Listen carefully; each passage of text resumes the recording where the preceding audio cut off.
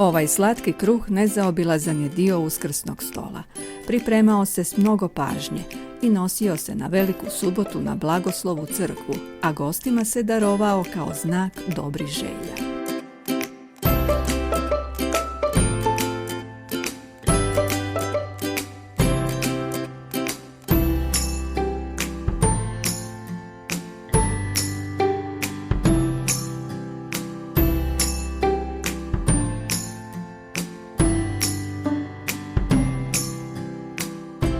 U toplo mlijeko umutite 1 žličicu brašna i šećera te izmrljeni kvasac. Pustite da se diže na toplom 15 minuta. Za to vrijeme napravite snijeg od bjelanaca.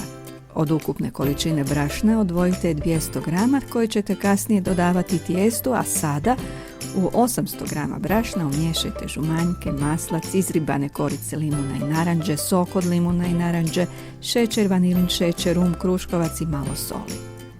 Umjesite glatko meko tijesto, u koje zatim dodajte dignuti kvasac i snijeg od bjelanaca, te ušećerene limunove i narančine korice, a možete dodati i grožđice prethodno odstajale u rumu ili vodi, te umjesite tijesto do srednje tvrdoće.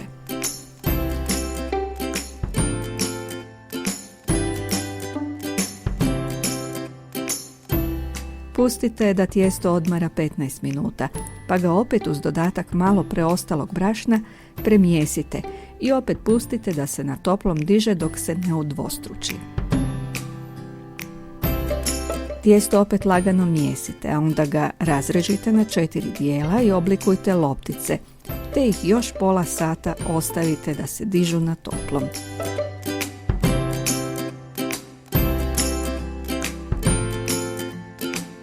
Prije stavljanja u pećnicu razrežite ih na vrhu u 3 kraka ili napravite križ. Sirnicu pecite na temperaturi od 150 stupnjeva 15 minuta, pa temperaturu pojačajte na 200. Pecite još 15 do 20 minuta, a pred kraj pečenja sirnicu, pincu, ovu uskrsnu pogaču premažite umučenim jajem i mlijekom te obilno posipajte šećerom. U slast.